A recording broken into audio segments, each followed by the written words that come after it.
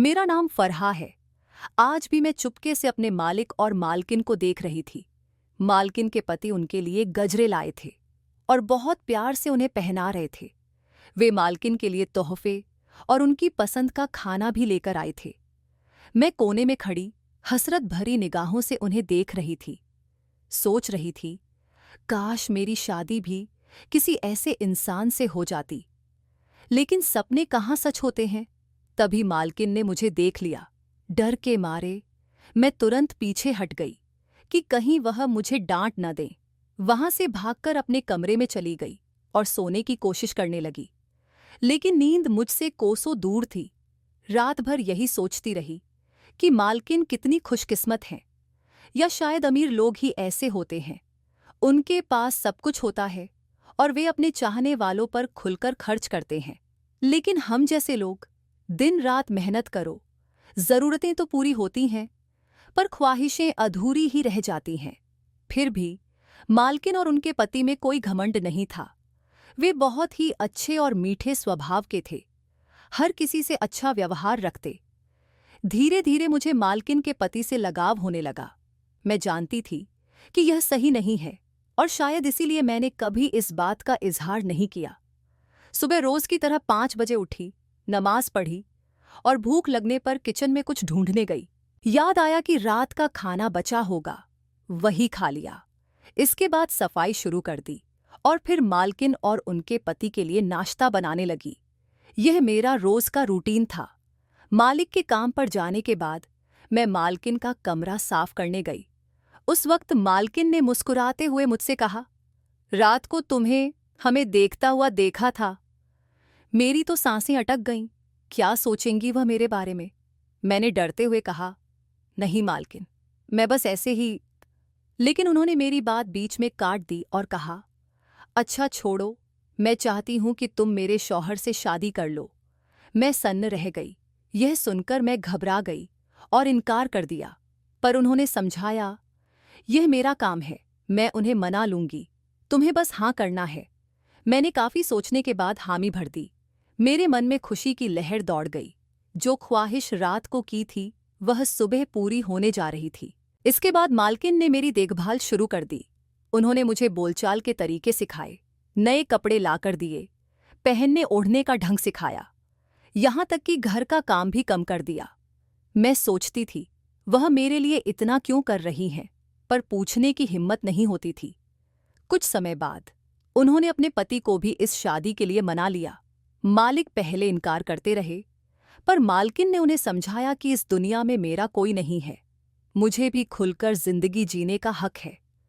आखिरकार हमारी शादी हो गई। मेरी जिंदगी बदल गई। मेरा मकान, मेरा स्टेटस, सब कुछ बदल गया। मालकिन मेरी हर तरह से मदद करती थीं, पर धीरे धीरे मैंने नोटिस किया कि उनके और मालिक के बीच कुछ अनबन चल रही थी। जब भी मैं उनके कमरे के पास जाती, वहां अचानक खामोशी छा जाती। एक दिन मैंने मालकिन को फोन पर किसी से बात करते सुना। वह कह रही थीं, परेशान मत हो, माल पहुंच जाएगा। जब उन्होंने मुझे देखा तो उनका चेहरा सफेद पड़ गया। मैंने पूछा तो उन्होंने कहा कि वह अपने दोस्त को पैसे भेजने की बात कर रही थीं। मुझे यकीन तो नहीं हुआ, पर मैंने कुछ नहीं कहा। एक दिन मालकिन ने मुझे पार्लर बुलवाकर तैयार करवाने का फैसला किया। पार्लर वाली ने कहा, यह तो पहले ही बहुत खूबसूरत है और इसे सजाने की जरूरत नहीं। उसने यह भी कहा, इस पर जुल्म मत करें। मैं डर गई और मालकिन से पूछा, ये क्या कह रही है। मालकिन हंसकर बोली, इसकी बातों पर ध्यान मत दो, तुम बस चुपचाप तैयार हो जाओ।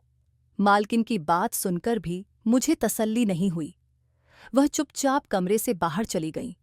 उनके जाते ही मैं तुरंत पार्लर वाली के पास पहुंची और पूछा, तुम क्या कहना चाह रही थी, साफ साफ बताओ। उसने जो बताया उससे मैं हैरान रह गई। डर के मारे मैं वहां से भागने लगी।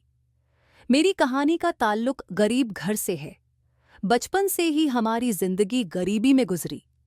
मेरे अम्मी अब्बू मेहनतकश लोग थे। अब्बू ठेले पर फल बेचते और अम्मी लोगों के घरों में काम करती। मैं उनकी इकलौती संतान थी और मेरा रंग और शक्ल सूरत अम्मी अब्बू से काफी अलग थे। मोहल्ले वाले अक्सर मजाक में कहते, तू तो इनकी बेटी लगती ही नहीं। मैं उनकी बातें सुनकर हंस देती थी। मेरे अब्बू ने बड़ी मुश्किलों से मुझे 12वीं तक पढ़ाया। वह चाहते थे कि मैं एक दिन कुछ बड़ा करूं। लेकिन जब मेरे 12वीं के एग्जाम आने वाले थे, उससे 2 महीने पहले अब्बू का इंतकाल हो गया। उनकी मौत ने मुझे और अम्मी को तोड़कर रख दिया।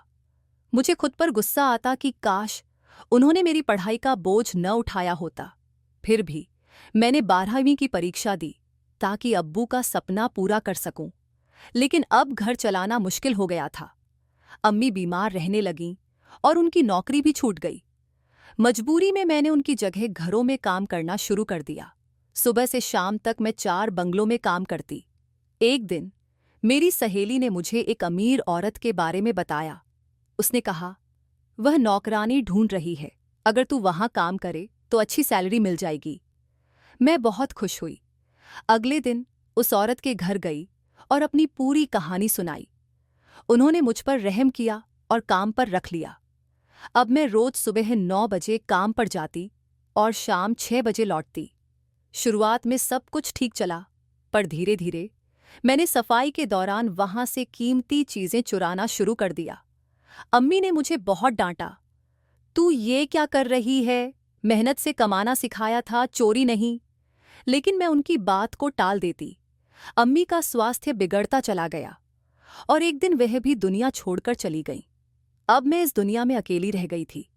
घर लौटने का मन नहीं करता था, इसलिए जिन बंगलों में काम करती थी वहां रहने की इजाजत मांगने लगी। आखिरकार जिस मालकिन ने मुझे काम पर रखा था, उन्होंने मुझे अपने घर में रहने की इजाजत दे दी। अब मैं वहीं रहती और उनके सारे काम संभालती। खाना बनाना, सफाई करना, बर्तन धोना, सब मेरे जिम्मे था। मेरी मालकिन बहुत अच्छी थीं। वह मेरी हर जरूरत का ध्यान रखती। उनके और उनके पति के बीच बहुत प्यार था। वह अक्सर एक दूसरे को तोहफे देते, बाहर घूमने जाते। शुरुआत में मुझे उनकी खुशियों से सुकून मिलता था, लेकिन धीरे धीरे जलन होने लगी। मैं सोचती, मालकिन का पति उनसे कितना प्यार करता है, काश मेरे पास भी ऐसा प्यार होता। उनकी कीमती चीजें देखकर मेरा लालच बढ़ने लगा। मैं सफाई के दौरान छोटी छोटी चीजें चुराकर अपने कमरे में रख लेती। सोचती थी कि अगर कभी इस घर से जाना पड़ा तो मेरे पास कुछ तो होगा। लेकिन फिर एक दिन मेरी नज़र मालकिन की सबसे अनमोल चीज पर पड़ी, उनके शौहर। मेरा दिल उन पर आ गया। मुझे किसी भी हाल में उन्हें हासिल करना था, लेकिन मैं अपनी मालकिन या उनके शौहर से कुछ कहने की हिम्मत नहीं जुटा पाई, इसलिए चुपचाप सब सहती रही। फिर एक दिन मेरी मालकिन ने मेरी शादी अपने ही शहर में करवा दी। मैं बहुत खुश थी और उन्हें अपना आदर्श मानने लगी। वह मेरी बहन जैसा मान देती थीं। मेरी जिंदगी में बदलाव आ गया था और मैं खुश थी। लेकिन इस खुशी में मुझे समझ नहीं आया कि मेरे साथ कुछ गलत हो रहा है। एक दिन जब मालकिन के साथ उनकी पार्लर वाली आई तो उसने मुझे देखकर कहा, इस पर ऐसा जुल्म मत करना। मैं डर गई। मालकिन के जाने के बाद मैंने पार्लर वाली से छिपकर पूछा, तुम किस जुल्म की बात कर रही हो? उसने जो बताया वह सुनकर मेरे होश उड़ गए। उसने कहा, यह लोग तुम्हें तैयार करवाकर आगे बेच देंगे, उनका कोठे का काम है। उसकी बात सुनते ही मेरा शरीर कांपने लगा। मैं वहां से भागने की कोशिश करने लगी, लेकिन मालकिन ने मुझे पकड़ लिया। मालकिन ने मुझे डांटते हुए कहा, मैंने कितनी मेहनत से तुम्हें यहां तक पहुंचाया, तुम्हारा स्टेटस बदला ताकि तुम हमारे लिए काम कर सको, लेकिन तुम तो भागने की कोशिश कर रही हो। फिर उन्होंने अपने शौहर को बुलाकर कहा, इसकी हिम्मत देखो, इसे पर लग गए हैं, इसे रोकने का इंतजाम करो। उनका शौहर हंसने लगा और बोला, तुझे क्या लगा, हम दोनों मियाँ बीवी हैं, लेकिन असल में पार्टनर हैं। हम तुम्हारी जैसी हसीनाओं को लाकर बेचते हैं, इससे तुम्हारी और हमारी दोनों की जिंदगी बनती है। उनकी बातें सुनकर मेरे होश उड़ गए। मुझे समझ ही नहीं आ रहा था कि मैंने खुद को किस जाल में फंसा लिया है। उनकी सच्चाई जानकर मेरी आंखों से आंसू रुकने का नाम नहीं ले रहे थे। तभी मालकिन और उनके शौहर ने मुझे और पार्लर वाली को घसीटते हुए गाड़ी में डाल दिया। पार्लर वाली का चेहरा सदमे में था। गाड़ी एक बड़े चमचमाते बंगले पर जाकर रुकी। बाहर से बंगला जितना खूबसूरत था, अंदर उतना ही डरावना माहौल था। वहां हर तरफ रंग बिरंगी लाइटें थीं, लेकिन भीतर जो कुछ हो रहा था वह दिल दहला देने वाला था। हमें अंदर ले जाया गया और कहा गया, आज रात महफिल सजाई जाएगी। अब हमारे पास 2 नए लोग आ गए हैं। हमें एक कमरे में बंद कर दिया गया। मैं अंदर बैठी बस रो रही थी। पार्लर वाली खामोश बैठी थी। मैंने उससे कहा, यह सब मेरी वजह से हुआ है। अगर मैं यहां नहीं आती तो तुम्हें भी यह सब नहीं झेलना पड़ता। पार्लर वाली ने कुछ देर चुप रहने के बाद कहा, आज से 3 साल पहले मैंने भी ऐसा ही किया था। मैंने अपनी एक दोस्त को पैसे के लालच में यहां भेज दिया था। वह बहुत रोई थी, मुझसे मिन्नतें की थीं, लेकिन मैंने उसकी एक न सुनी। बाद में उसकी मां को यह बात पता चली और वह सदमे से गुजर गईं। आज मुझे लगता है कि मैं उसी बददुआ का शिकार हो रही हूं। उसकी बातें सुनकर मेरे रोंगटे खड़े हो गए। मैं सोच रही थी, क्या दोस्त भी इतना गिर सकती है? लेकिन फिर मुझे अपनी दोस्त याद आई, जिसने मुझे यहां भेजा था। शायद वह भी ऐसी ही थी। अगले दिन हमें कमरे से बाहर निकाला गया। कुछ लोग आए और हमें कोठे पर ले जाने लगे। मैंने खुदा से बस यही दुआ की, मुझे यहां से बचा ले। वहां बातें हो रही थीं कि बड़े साहब हमें मार देंगे। मैं उनकी बातें समझने की कोशिश कर रही थी, लेकिन डर के मारे मेरा शरीर सुन्न हो गया था। फिर वह मुझसे कहने लगे, तुम वही हो ना, बड़े साहब की बेटी? मैंने घबराकर कहा, मैं नहीं जानती किसी बड़े साहब को। लेकिन उन्होंने जोर देकर कहा, तुम उन्हीं की बेटी हो, हम तुम्हें पहचान गए हैं। फिक्र मत करो, हम तुम्हें उनके पास पहुंचा देंगे। यह सुनकर मेरा दिल दहल गया। मुझे समझ नहीं आ रहा था कि मेरी किस्मत मुझे कहाँ ले जा रही है। मैंने उनसे बार बार कहा, मैं किसी की बेटी नहीं हूं। मेरे पापा तो कब के गुजर चुके हैं। लेकिन मेरी बात पर किसी ने विश्वास नहीं किया। सारा दिन मैं परेशान रही। लोग मुझे अजीब सा प्रोटोकॉल देने लगे, मेरे आगे पीछे घूमने लगे। मैं बस यही सोचती रही, क्या मेरी जिंदगी इसी तरह चलती रहेगी? अगर अम्मी अब्बू जिंदा होते तो मुझे यह सब सहन नहीं करना पड़ता।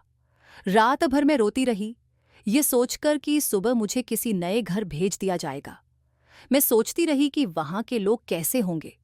क्या वे मुझे कहीं और बेच देंगे? मेरे मन में अनगिनत बुरे ख्याल आ रहे थे। अगले दिन सुबह वे लोग मुझे किसी बड़े साहब के घर छोड़ आए। मैं लगातार कहती रही, मैं उनकी बेटी नहीं हूं, लेकिन उन्हें अपनी जान प्यारी थी, इसलिए वे मुझे वहीं छोड़कर चले गए। जब मैं उस घर पहुंची तो बाहर एक नाम लिखा था। उसे देखकर मुझे लगा कि यह किसी बड़े आदमी का घर है, लेकिन मैं उनकी बेटी कैसे हो सकती हूं? अंदर गई तो एक आदमी खड़ा था। वह ज्यादा बूढ़ा नहीं था, लेकिन चेहरे पर गहरी उदासी थी। ऐसा लग रहा था कि उम्र से ज्यादा दर्द ने उसे कमजोर कर दिया है। उसने मुझे देखा और रोते हुए गले से लगा लिया। कहने लगा, बेटी तुम कहाँ थी? मैंने तुम्हें हर जगह तलाशा। उसकी बात सुनकर मैं चुप रही। फिर वह बोले, मुझे पता है तुम अब्बा से नाराज हो। उनकी बातों ने मेरा दिल छू लिया। मेरी आंखों से आंसू बहने लगे। इतने लंबे समय बाद किसी ने मुझे बेटी कहकर पुकारा था। मैं उनकी बातों से इतनी भावुक हो गई कि उनके गले लगकर रोने लगी। उन्होंने मुझे दिलासा दिया, अपने अब्बा पर भरोसा रखो, मैं तुम्हें कहीं नहीं जाने दूंगा। वक्त के साथ मुझे लगा कि वह इंसान सच्चा है। उन्होंने मुझे अपनी बेटी की तरह प्यार दिया, लेकिन मेरे दिल में एक डर था कि अगर मैं यहां से भाग गई तो लोग मुझे बदनाम करेंगे। इसलिए मैं वहीं उनकी बेटी बनकर रहने लगी। एक दिन मैंने एक फिल्म देखी जिसमें वही अंकल और उनकी बेटी नजर आए। वह बेटी बिल्कुल मेरी तरह दिखती थी। मुझे यह देखकर हैरानी हुई कि क्या ऐसा मुमकिन है। उसी रात मुझे बाहर शेर की आवाजें सुनाई दीं। जब मैंने खिड़की से झांका तो देखा कि उनकी असली बेटी वापस आ चुकी थी। मैं हैरान रह गई। वह मेरी ही तरह दिखती थी। अब मुझे डर लगने लगा कि कहीं यह लोग मुझे पुलिस के हवाले न कर दें, मुझे कोई झूठा इल्जाम न लगा दें। इस डर से मैंने दुपट्टा लिया और पिछले दरवाजे से भाग गई। भागते भागते मैं उसी कोठे पर पहुंची जहां से यह सब शुरू हुआ था। मुझे देखकर वे लोग बोले, तुम समझती क्यों नहीं हो? तुम्हारा बाप हमें मार डालेगा, यहां से चली जाओ। तब मैंने उन्हें बताया, जिस आदमी को आप मुझे उसकी बेटी बनाकर छोड़ आए थे, उसकी असली बेटी वापस आ गई है। अब आप लोगों को यकीन हो गया होगा कि मैं सच में उनकी बेटी नहीं हूं। मेरी बात सुनकर वे सब चुप हो गए। मैं अपने कमरे में वापस चली गई, लेकिन मेरा दिल बहुत भारी था। दोबारा बाप जैसे रिश्ते का छिन जाना मुझे अंदर से तोड़ गया। मैं अकेली बैठकर रोती रही। बाकी लोग दरवाज़ा खटखटा रहे थे, लेकिन मैं किसी से बात करने के लिए तैयार नहीं थी। उस आदमी का अपनी बेटी के लिए प्यार देखकर मैं और भी टूट गई थी। कुछ घंटों बाद मैंने खुद को संभाला और बाहर आई। लड़कियां मुझे देखकर कहने लगीं, तुम्हारी तो किस्मत चमक गई। इतने दिन कोठे पर रहने के बाद अब तो तुम्हारी लॉटरी लग गई है। मैं चुपचाप उनकी बातें सुनती रही, कुछ नहीं बोली। 3 दिन बाद कोठे पर पुलिस का छापा पड़ा। उनके साथ वही साहब भी आए थे। पुलिस सभी को वहां से लेकर जाने लगी। लोग आपस में फुसफुसा रहे थे, कहीं इस लड़की ने तो ये सब नहीं कराया। सबकी शक भरी निगाहें मुझ पर थीं। मुझे डर लग रहा था, लेकिन मेरे लिए सबसे अजीब बात यह थी कि जब पुलिस कोठे को खाली करवा रही थी, वहां कोई भी नहीं बचा था। पूरा कोठा खाली हो चुका था। बस मैं अकेली वहां रह गई थी। पुलिस भी चली गई। तभी वह आदमी वापस आया। उसने मुझे गले से लगाते हुए कहा, बेटी तुम कहाँ चली गई थी? हमने तुम्हें कितना ढूंढा। इस बार मैं बस खाली निगाहों से उसे देखती रही। वह मुझे अपने घर ले गए। जब मैं वहां पहुंची तो देखा कि उनकी बेटी, जो बिल्कुल मेरी तरह दिखती थी, पहले से ही वहां मौजूद थी। उसके हाथ में एक फ्रेम था। वह मुझे अपनी बेटी के पास ले गए और मुझे उसके बगल में बैठा दिया। उनकी बेटी ने वह फ्रेम मुझे पकड़ा दिया। उसमें उस आदमी और उसकी पत्नी की तस्वीर थी। दोनों के हाथों में एक एक बच्चा था। मैं हैरानी से उन्हें देखने लगी। तभी वह बोले, हाँ, यह सच है, तुम दोनों जुड़वा बहनें हो। जब तुम्हारी माँ ने तुम दोनों को जन्म दिया तो उनकी तबीयत खराब रहने लगी। हमने एक नौकरानी रख ली जो तुम्हारी माँ और तुम दोनों का ख्याल रखती थी। उन्होंने गहरी सांस ली और आगे कहा, मैं उस पर अंधा भरोसा करता था। एक दिन उसने तुम्हें अगवा कर लिया और चली गई। मैंने तुम्हें बहुत ढूंढा, लेकिन तुम कहीं नहीं मिली। तुम्हारी माँ का दुख और तुम्हारे खोने का गम मुझे तोड़ चुका था। कुछ समय बाद तुम्हारी माँ भी हमें छोड़कर चली गई। उन्होंने थोड़ा रुककर कहा, मैंने खुद को संभालने की कोशिश की और तुम्हारी बहन को पाला, उसे पढ़ाया लिखाया, लेकिन जब वह भी गायब हो गई तो मेरी दुनिया ही उजड़ गई।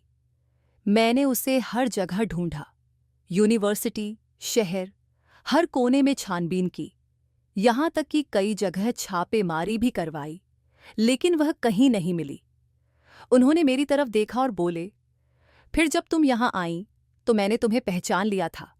मैं जानता था कि तुम मेरी छोटी बेटी नहीं हो सकती, क्योंकि उसकी चाल ढाल अलग है। फिर भी मैंने तुम्हें गले लगाया, क्योंकि तुम्हें देखते ही मुझे वह याद आ गई। जब मेरी असली बेटी घर लौटी और तुम भाग गईं, तो मैं समझ गया था कि तुम वापस उसी कोठे पर जाओगी। मैंने वहां भी छापा डलवाया और तुम्हें यहां ले आया। उन्होंने कहा, आज मैं तुम्हें सच्चाई बता रहा हूं ताकि तुम्हें यकीन हो जाए कि मैं तुम्हारा बाप हूं। बेटा, यह घर तुम्हारा है। अब कहीं भागने की जरूरत नहीं है। जो हुआ वह मेरी गलती थी, मैं उसके लिए शर्मिंदा हूं, लेकिन अब मैं तुम्हें कभी खोने नहीं दूंगा। उनकी बात सुनकर मेरी आंखों से आंसू बहने लगे। मुझे रब पर भरोसा था, जिसने मुझे दोबारा बाप और बहन की नेमत दी थी। मैं अपने अब्बा के सीने से लग गई और उन्हें अपनी पूरी कहानी सुनाई। वह और मेरी बहन दोनों मेरी बात सुनकर रोने लगे। उनका प्यार और अपनापन देखकर मैंने दिल से उन्हें माफ कर दिया। अब मेरे पास शिकायत की कोई वजह नहीं थी। मैं खुश थी कि रब ने मेरी हर मुश्किल के बाद आसानी दी। अब मैं अपनी बहन और अब्बा के साथ हंसी खुशी रहने लगी। मेरे जीवन में जो कमी थी वह अब पूरी हो चुकी थी। मैंने रब का शुक्र अदा किया, जिसने मुझे दोबारा जिंदगी जीने का मौका दिया। दोस्तों, यह कहानी हमें सिखाती है कि हर मुश्किल के बाद एक नई राह होती है। अगर कहानी पसंद आई हो तो इसे लाइक करें, चैनल को सब्सक्राइब करें और नोटिफिकेशन ज़रूर ऑन करें ताकि हमारी अगली कहानी आप तक सबसे पहले पहुंचे।